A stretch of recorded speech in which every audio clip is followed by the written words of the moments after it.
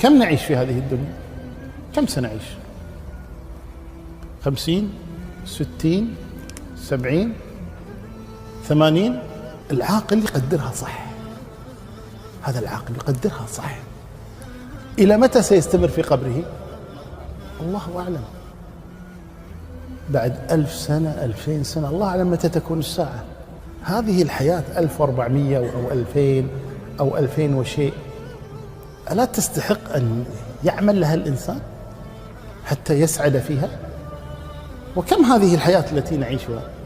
50 60 70 سنة؟ ماذا؟